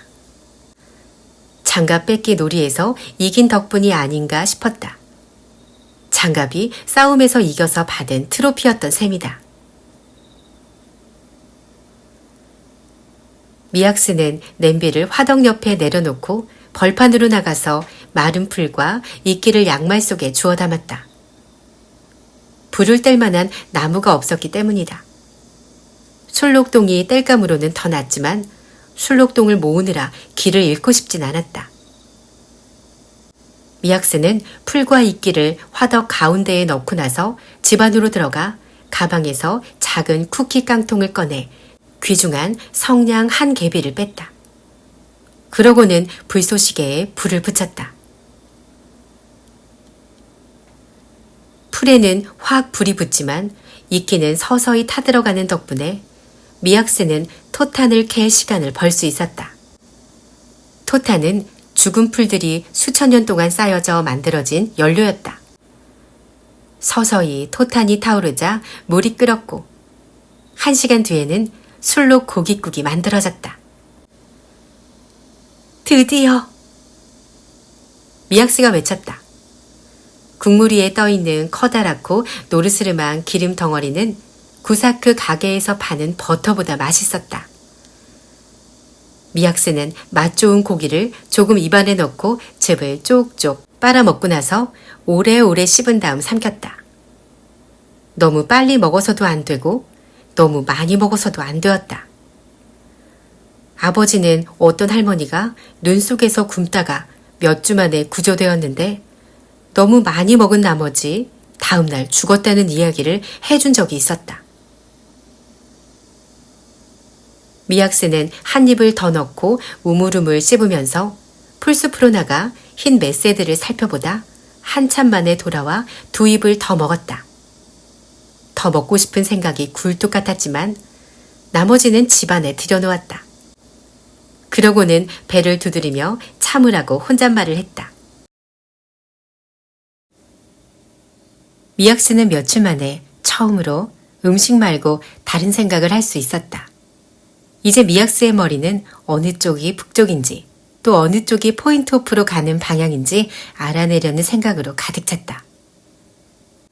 하지만 울룩불룩한 툰드라의 지형이 사방으로 펼쳐져 있어서 여전히 어디를 봐도 똑같아 보였다. 그러다 미약스가 소리쳤다. 오라! 언덕 이쪽에 이끼가 더 많이 자라네. 미약스는 이것과 연못 모양이 타원형으로 생긴 것을 두고 곰곰이 생각했다. 타원형은 얼음이 바람이 부는 방향으로 움직여서 생기는 모양이었다. 하지만 알래스카의 노스 슬로프에선 북풍이 부는지 서풍이 부는지 알 도리가 없었다. 다음으로 미약스는 풀과 이끼가 서로 다른 곳에서 자라고 있음을 알게 되었고 관찰을 하면 할수록 벌판의 특징을 점점 잘 알게 되었다. 만약 미약스가 아버지의 말을 더 귀담아 들었더라면 어느 쪽이 북쪽인지 알아낼 수 있는 단서들이었다. 갑자기 다리가 풀리며 몸이 휘청거렸다. 미약스는 땅에 무릎을 찌우며 푹 쓰러졌다. 음식을 먹어서인지 몸이 나른해지고 졸음이 밀려왔다. 미약스는 비틀거리며 집으로 들어가 털 위에 드러누웠다.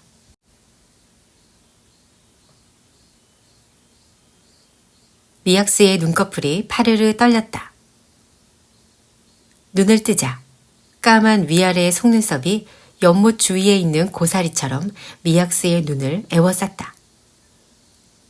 잘 먹고 오랫동안 잔 덕분에 굶주림에 지쳤던 몸이 완전히 회복되어 있었다. 미약스는 희망과 생기가 넘쳤다. 미약스는 엎드려 누워 팔꿈치로 윗몸만 세운 채 냄비에 손을 뻗었다. 실컷 먹고 나니 냄비의 음식이 확 줄어들었다. 겨우 2끼 정도 양만 남자 미약스는 아마록에게 술록 다리를 통째로 달라고 해야겠다고 마음먹었다. 늑대들은 굴로 먹이를 가지고 오는 습성이 있었다. 아버지는 봄에 늑대들이 새끼를 낳은 어미 늑대에게 주려고 멀리서 다리와 갈비를 가져다 주는 것을 보았다고 했다. 어미 늑대들은 새끼를 낳고 한 열흘 동안은 굴 속에서 새끼들과 지냈기 때문이다. 하지만 보살필 새끼가 없는 미약스에게 아마록이 먹이를 가져다 줄 리가 없었으므로 미약스는 다시 생각에 잠겼다. 아버진 술록 발굽에 차여 다친 늑대의 이야기를 해준 적도 있었다. 그 늑대는 절뚝거리면서 바위에 뚫린 굴로 들어가 누워 있었는데 그 늑대가 다 나을 때까지 날마다 대장이 눈 속을 헤치고 달려나가서 고기를 가져다 주었다고 했다. 그렇다고 일부러 몸을 다칠 수는 없는 노릇이었다. 하지만 늑대들의 먹이를 얻으려면 혼자서는 아무것도 못하는 불쌍한 처지임을 알려야 했다. 미약스가 혼잣말을 했다. 그렇다면 난 음식에 파묻혀야 마땅하겠네. 난 정말 불쌍한 처지니까. 난 술록을 쓰러뜨릴 수도 없고 새 한 마리도 잡을 수 없잖아. 게다가 길까지 잃고. 미약스는 문 밖으로 고개를 내밀고 소리쳤다. 아마록, 난 정말 불쌍해. 차가운 공기에 코가 시려왔다. 연못 옆에 핀 하얀 손뭉치 같은 황새풀 머리에 씨가 맺혀 있었다. 걱정스러운 일이었다. 곧 가을이 오고 눈이 내려 화이트 아웃이 될 징조였다. 눈이 많이 내려 온통 하얗게 보여 원근감이 없어지는 화이트 아웃 상태는 아주 위험했다. 황새풀에 씨앗이 떨어지고 나면 땅에 쌓인 눈이 바람에 날려 미약스는 한 치 앞도 볼 수 없게 될 터였다. 그러면 한 발짝도 나가지 못하고 꼼짝없이 집안에 갇혀 있어야 한다. 어쩌면 며칠 동안, 어쩌면 죽을 때까지. 그때 아마록이 길게 울어 늑대들을 불러 모았다. 실버와 네일스가 갑니다 하고 대답하듯 짧게 짖었고 이것이 미약스와 늑대들에겐 새날이 시작된다는 뜻이었다. 베루에서 살 때 시간으로 보면 자러 갈 시간이었지만 이제 늑대들 시간에 맞춰 살고 있는 미약스에겐 일어날 시간이었다. 밤이지만 환해서 움직이는데 아무 어려움 없는 데다 이제 늑대 소녀가 된 미약스에겐 훤한 밤이 오히려 편하기까지 했다. 미약스는 낑낑거리기와 기어다니기를 연습하면서 망보는 곳으로 올라갔다. 이제 아마록에게 자신이 얼마나 불쌍한지 늑대들의 말로 알릴 참이었다. 아마록은 옆으로 누운 채 자면서 아빠를 흔드는 시스터를 지켜보고 있었다. 아마록은 자리에서 일어나서 마치 괜찮아 하고 말하는 듯이 불안하게 자고 있는 시스터를 핥아주었다. 그러자 시스터가 아빠를 얌전히 내렸다. 미약스가 낑낑거리며 애원하듯 고개를 한쪽으로 기울였다. 그러자 아마록이 미약스를 쳐다보더니 꼬리를 흔들었다. 난 불쌍해가 아니라 안녕으로 알아들은 것 같았다. 갑자기 아마록이 고개를 들고 귀를 쫑긋 세우더니 바람의 냄새를 맡았다. 미약스도 냄새를 맡아봤지만 아무 냄새도 나지 않았다. 아마록은 바람에 실려온 냄새에 흥분해서 벌떡 일어났다. 그러곤 사냥꾼들을 불러 모으더니 늑대들을 이끌고 비탈을 달려 내려가 툰드라 평원을 가로질러 갔다. 젤로는 새끼들과 집에 남았다. 사냥에 나선 늑대들이 한 줄로 서서 지평선 가까이까지 달려가더니 갑자기 방향을 돌려 돌아왔다.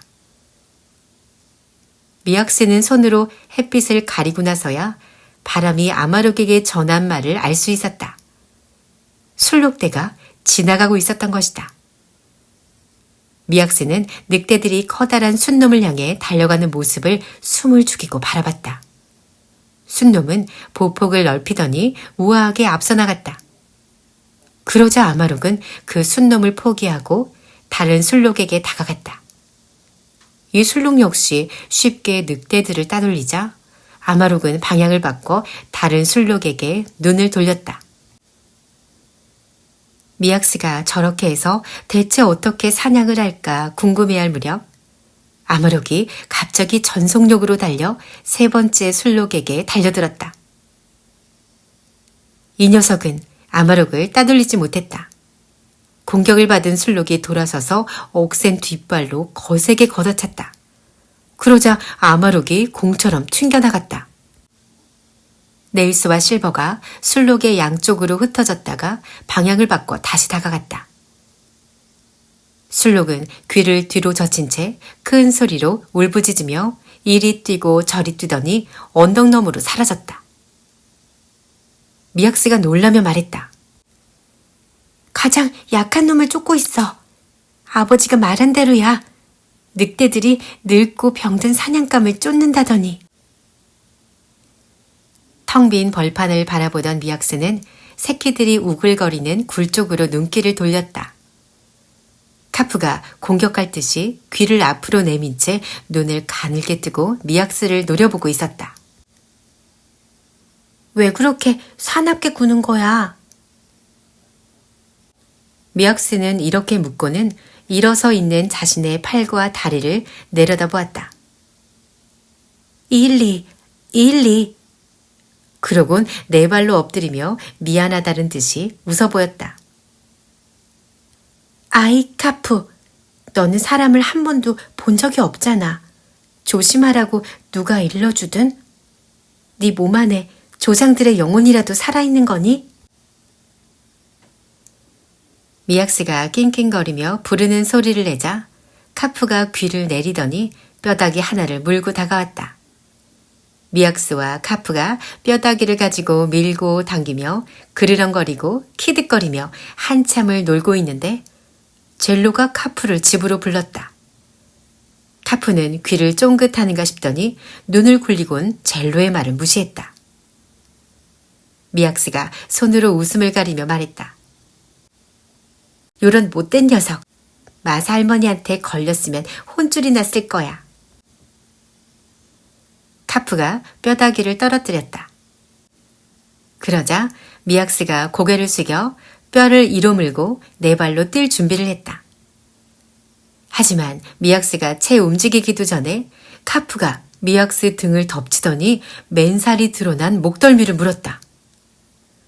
미약스는 소리를 지르려다 참고서 눈을 꼭 감은 채 이빨이 살갗을 파고들기를 기다렸다. 하지만 상처가 나기는커녕 긁힌 자국조차 나지 않았다.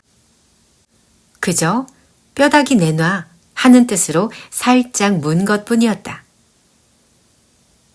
미약스가 뼈다귀를 떨어뜨리자 카프가 단숨에 땅으로 뛰어내리더니 뼈다귀를 낚아챘다. 카프를 쫓아가려고 하는데 무엇인가가 신발을 건드려서 뒤돌아보니 지트와 제트와 시스터가 있었다. 징은 열심히 언덕을 뛰어 올라오더니 엄청난 힘으로 미약스의 팔을 쳐서 미약스를 넘어뜨렸다.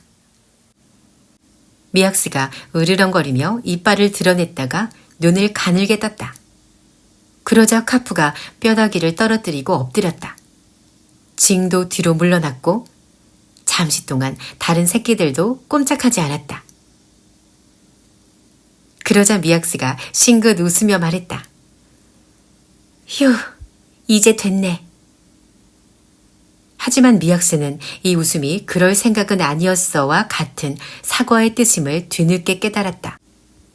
미약스가 다시 으르렁거릴 새도 없이 5마리 새끼 늑대들이 한꺼번에 덤벼들었다. 그만해! 미약스가 화를 내자 새끼들이 눈치를 채고 뒤로 물러섰다. 허이! 저리 가! 미약스가 머리 위로 팔을 내젓자 이런 자세가 말보다 더 겁을 주었다. 새끼들은 꼬리를 늘어뜨리고 미약스의 눈치를 보더니 종종거리며 가버렸다. 카프만 빼고서 말이다. 카프가 미약스의 뺨을 핥았다. 사랑스러운 카프. 미약스가 카프 머리를 막 쓰다듬으려는데 카프가 뼈를 물고 굴로 가져가 버렸다.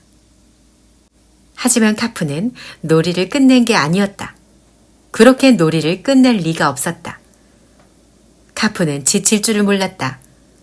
카프가 굴 속으로 뛰어들더니 반대쪽 입구로 나와 젤로의 꼬리를 덮쳤다. 미약스가 그 모습에 무릎을 꿇었다. 양쪽이 뚫린 굴의 모습 때문에 생겨난 게 있었다. 봄이면 늑대무리는 새끼를 키운 굴 옆에서 지낸다. 그리고 긴 굴의 맨 끝, 땅속 깊은 곳에서 새끼들을 낳는다. 새끼들이 태어난 지 6주쯤 지나서 걷고 뛸 정도가 되면 우두머리는 무리를 이끌고 여름굴로 이동한다. 여름굴은 새끼들이 쉬는 곳일 뿐이어서 양쪽 끝이 뚫려 있다. 늑대무리는 이곳에서 몇 주만 머문다. 그런 다음엔 여름굴을 떠나 이리저리 옮겨 다니는 겨울 생활을 시작한다. 두려움이 몰려와 등골이 오싹해졌다. 머지않아 늑대들이 떠날 터였다. 그럼 미약스는 어떻게 해야 하나? 미약스는 늑대들을 따라갈 수가 없었다.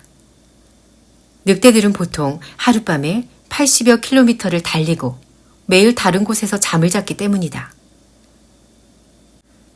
미약스는 손이 덜덜 떨리는 것을 멈추려고 두 손을 포개어 꼭 눌렀다. 두려움이 심해지면 생각도 행동도 제대로 할 수 없게 된다고 아버지가 가르쳐 주었기 때문이다. 하지만 미약스는 너무 두려운 나머지 이미 꼼짝 달싹할 수가 없었다. 아버지는 말했었다. 두려움이 몰려오면 지금까지 해오던 방식을 바꿔라. 두렵다는 것은 대개 잘못하고 있다는 뜻이기 때문이야. 미약스는 뭐가 잘못인지 알고 있었다. 늑대들에게 의지에 살려 해서는 안 되는 것이었다. 제 힘으로 살아남아야 했다. 곧 마음이 놓이고 팔다리도 더 이상 떨리지 않았다. 미약스는 아버지가 어렸을 때 생가죽끈으로 올가미를 만들어 작은 새들을 잡았다는 이야기를 떠올렸다. 메새들아, 두고 보자고. 미약스는 이렇게 소리치고서 언덕을 미끄러져 내려갔다. 그러고는 바지와 타이즈를 벗은 뒤 울로로 타이즈 엉덩이 쪽을 크게 잘라냈다. 미약스는 잘라낸 타이즈를 다시 여러 줄로 가늘게 자른 다음 고깃국을 조금 먹고 나서 새 사냥에 나섰다. 미약스는 이따금씩 풀이나 눈에 띄는 돌에 빨간 천을 묶었다. 이렇게 길을 잃기 쉬운 땅에서 사냥을 하려면 집을 찾아갈 수 있도록 흔적을 남겨야 했다. 늑대들처럼 냄새로 집을 찾아올 수는 없으니 말이다. 미약스가 꺾인 사초에 천을 묶는데 작은 새똥 무더기가 보였다. 일리, 새집이네. 매일 여기서 자나봐. 미약스는 재빨리 신발에서 가죽끈을 풀어서 올가미를 만든 다음 덤불 아래에 감추어 놓았다. 그러고는 올가미 줄을 쥐고서 멀찌감치 떨어진 곳에 엎드리고는 새가 돌아오기를 기다렸다. 해가 서서히 지더니 잠깐 동안 그대로 걸려있다가 다시 떠오르기 시작했다. 자정이었다. 재빠른 북극 제비갈매기 한 무리가 머리 위로 쏜살같이 날아갔다 하나둘씩 풀밭으로 내려앉았다.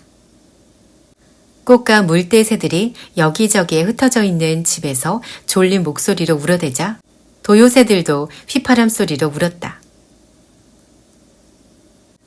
툰드라 평원에 사는 생명체들이 자려하고 있었다. 종일 해가 떠 있었기 때문에 이런 일은 정오에도 한 번 있었다. 저마다 보금자리에서 울어대는데 이 사초에 사는 작은 새는 아니었다. 녀석은 집으로 돌아오지 않았다. 1미터쯤 떨어진 곳에서 새 한 마리가 지저귀자 미약스가 곁눈질로 쳐다보았다. 맷새 한 마리가 풀잎 위에 앉아서 부리를 등 쪽 깃털에 파묻곤 몸을 부풀린 채 잠을 자려하고 있었다. 사초 덤불에 사는 샌 어디에 있을까? 여우나 족제비에게 잡아먹힌 걸까? 미약스는 다른 데로 가려고 일어나려다 아버지 같았으면 절대 포기하지 않았을 거라는 생각이 들었다. 아버지는 바다 표범이 숨을 쉬러 올라올 때까지 얼음 구멍 앞에서 5시간을 꼼짝하지 않고 서 있기도 했다. 미약스도 기다려야 했다. 해가 하늘을 돌아 미약스 바로 뒤까지 갔을 때 자고 있던 맷새가 고개를 들더니 짹짹거렸다. 맷새는 높다란 풀잎으로 뛰어올라 깃털을 단장하더니 아침 노래를 불렀다. 잠자는 시간이 끝난 것이다. 미약스가 기다리던 새는 끝내 돌아오지 않았다. 그때 갑자기 그림자가 나타났다. 그리곤 흰 올빼미 한 마리가 하얀 날개를 접은 채 쏜살같이 내려오더니 깃털이 빽빽한 두 발로 작은 잿빛 맷새를 덮쳤다. 올빼미는 다시 날아올랐다가 맷새를 움켜쥔 채로 손 뻗으면 닿을 거리에 내려앉았다. 미약스는 처음엔 올빼미를 덮치려고 했다가 이내 마음을 바꾸었다. 올빼미를 잡는다 하더라도 올빼미의 억센 발톱과 부리에 맞서야 할 터였고 그렇게 되면 심한 상처를 입을 게 뻔했다. 게다가 미약스에겐 더 좋은 생각이 있었다. 가만히 엎드려 있다가 올빼미가 날아가는 곳을 잘 봐두기로 했다. 올빼미 새끼들은 날개가 생길 때까지 6주쯤 걸리기 때문에 올빼미 둥지엔 새끼들이 있을 것이다.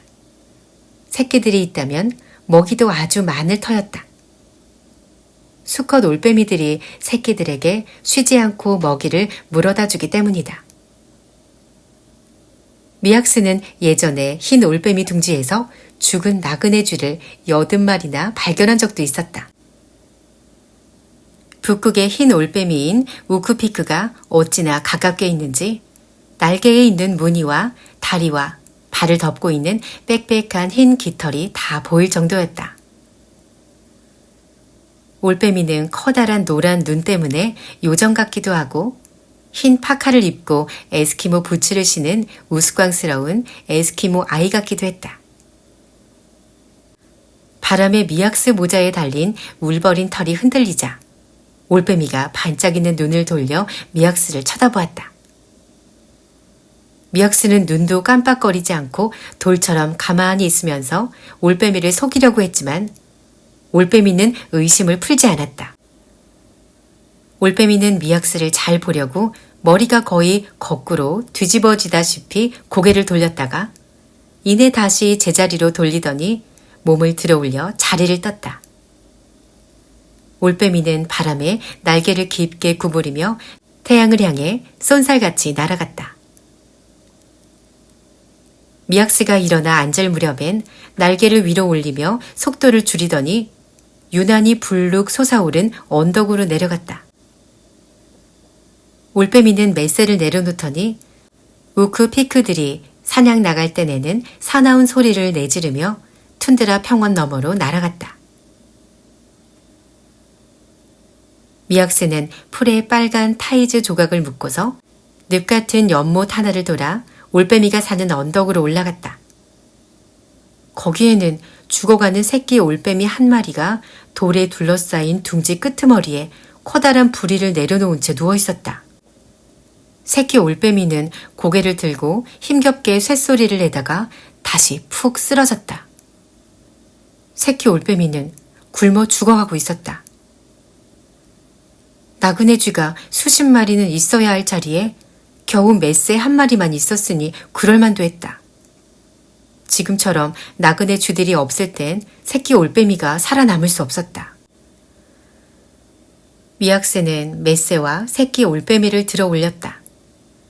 이제 겨우 먹이를 물어다 줄 올빼미를 찾았나 했는데 다시 잃게 되어 아쉬웠다. 수컷 올빼미가 빈 둥지에다 먹이를 가져올 리는 없으니 말이다.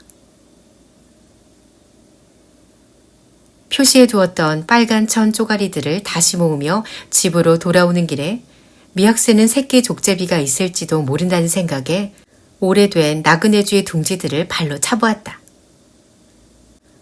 족제비는 밍크의 친척으로 겨울이면 털이 하얗게 변해서 귀하게 여기는 동물이었다. 족제비는 나그네쥐의 둥지로 들어가 새끼를 죽이고 먹은 다음 풀로 만든 이 둥근 둥지로 이사를 와서 자기 새끼를 낳는 습성이 있었다. 미약스가 나그네쥐의 둥지를 7개나 차봤지만 족제비는 보이지 않았다. 먹이인 나그네쥐가 없으니 당연한 일이었다. 미약스는 멀리 집이 보이자 길을 질러가다가 오래된 술록동 더미를 발견했다. 술록동은 아주 좋은 연료였다. 미약새는 신이 나서 술록동을 주머니에 가득 채우고서 나중에도 또 오려고 빨간 천을 묶어 놓았다. 그러고는 올빼미 요리를 먹을 생각에 신나게 집으로 뛰어갔다. 미약새는 올빼미와 맷새의 깃털을 뽑아 땅바닥에 놓고 울로로 능숙하게 배를 갈랐다.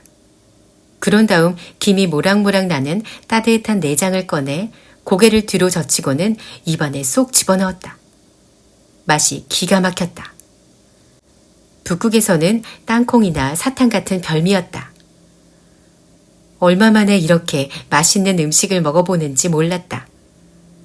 게다가 내장은 비타민과 무기질이 풍부해서 굶주린 미약스 몸엔 더없이 반가운 음식이었다. 내장을 다 먹고 나자 미약새는 새 고기를 얇게 저며서 냄비에 넣고 뭉근히 끓였다. 북극의 새들을 위하여. 미약새는 죽은 새들에게 경의를 나타냈다. 그러고는 진한 국물을 마신 뒤에 부드러운 고기를 냉큼 입에 집어넣었다. 미약새가 남자아이였다면 오늘은 축하받아 마땅한 날이었다. 누니바크에선 남자아이가 처음으로 새를 잡으면 하루 동안 굶긴 다음에 새 고기 잔치를 열어주었다. 그리고 남자아이가 처음으로 바다 표범을 잡으면 이제 남자가 되었다는 뜻으로 아이의 엄마는 반지를 뺐다. 아무 말 없이 아들을 자랑하는 방법이었다. 미약새는 혼잣말로 바보 같다고 말하면서도 잔치 때 아버지가 불렀던 노래를 흥얼거렸다. 토네이트, 토네이트, 새의 정령이여. 내 몸으로 날아와 나에게 불어넣어 주오. 저 태양의 힘을. 카프가 짖으며 사냥 나갔던 늑대들이 돌아오고 있음을 알렸다. 미약새는 냄비를 씻고 나서 잘 자라는 인사를 하려고 망보는 곳으로 올라갔다. 그런데 아마록과 젤로가 목덜미 털을 곤두세운 채 서로 마주보고 서서 싸우려고 하고 있었다.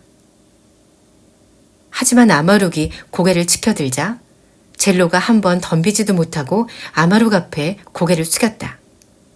싸움은 끝났다. 아무도 피 한 방울 흘리지 않았다. 우두머리가 자세 한번 잡는 것으로 문제가 해결되었다. 미약새는 무슨 일로 서로 뜻이 맞지 않는지 궁금했다. 무엇이 문제였든 젤로가 항복했다.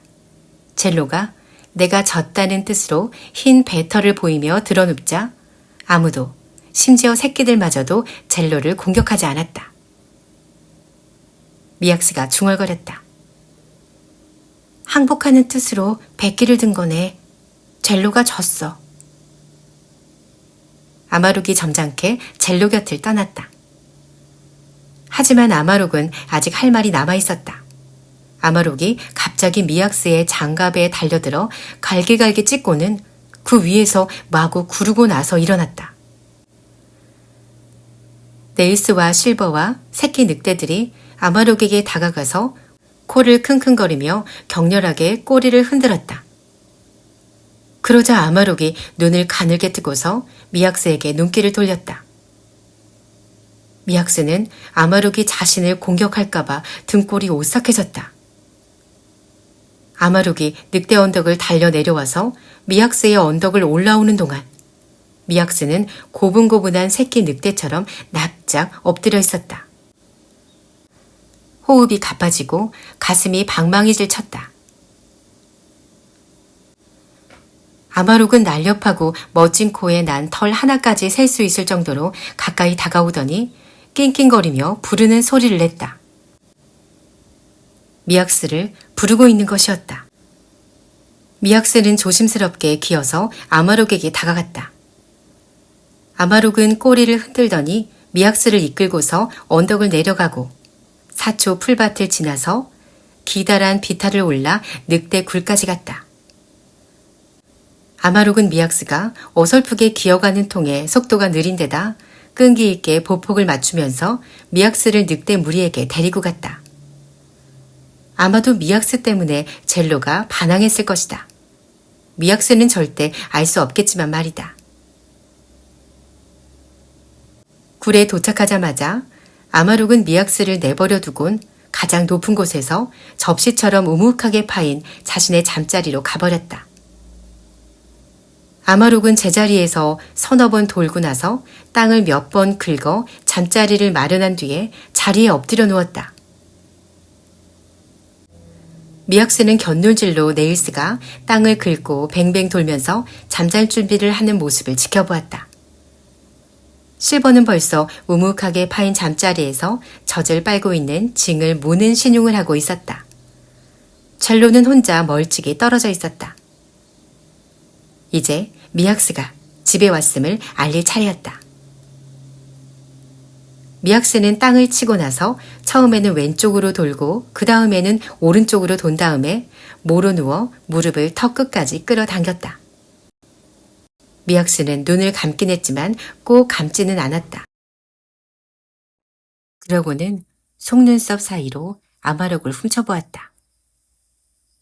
전에 미약스가 관찰했을 때 다른 늑대들이 그러는 것을 본 적이 있었다.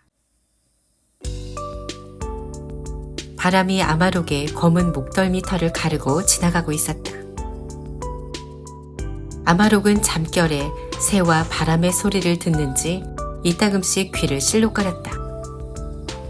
아마록이 평화롭게 쉬고 있으니 모든 것이 평화롭다는 증거였다. 당연히 미약스도 평화로웠다. 하지만 미약스는 잠을 이룰 수 없었다. 해가 중천에 떠올랐다가 오후가 되자 푸른 하늘에서 다시 지기 시작했다. 우아한 북극 갈매기들이 하늘에서 빙빙 돌다가 멈추었고 거미 한 마리가 돌밑을 기어갔으며 흰 맷새들이 이리저리 가볍게 날아다니며 노래를 불렀다. 좀 떨어진 곳에서 아비 한 마리가 울어댔다. 이윽고 어슴푸레한 초록빛으로 사방이 물들자 미약스도 눈을 감았다.